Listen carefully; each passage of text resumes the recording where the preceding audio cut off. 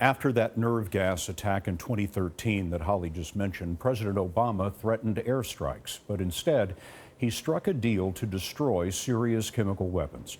In 2014, a UN agency certified that all of the known weapons had been incinerated, but after today, it would appear that something was left over. Mr. Trump's reflex, blaming Mr. Obama for today's attack, strikes some even in the Trump administration as misguided. Here's Margaret Brennan. The gravity of the images led President Trump to issue a statement condemning the chemical attack as reprehensible and heinous. He then shifted to politics, blaming President Obama's, quote, weakness and irresolution for not following through on the airstrikes he threatened in 2012. A red line for us is we start seeing a whole bunch of chemical weapons moving around or being utilized. When a defiant Assad carried out the large-scale chemical attack in 2013, Mr. Trump warned on Twitter against any U.S. action.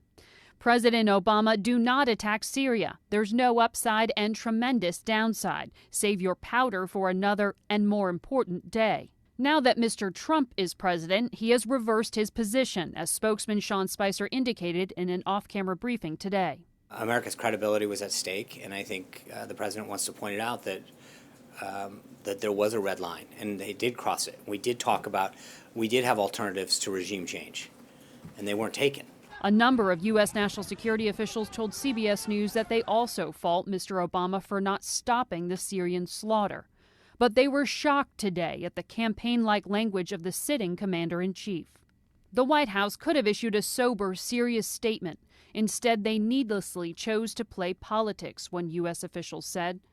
It's hard to imagine anyone could see images of victims foaming at the mouth and think that statement was appropriate. We've seen this movie before. Republican Senator John McCain also urged action. And it is another disgraceful chapter in American history, and it was predictable.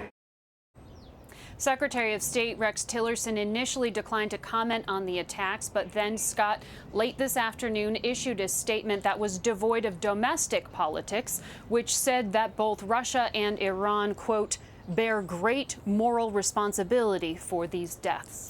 Margaret Brennan at the White House.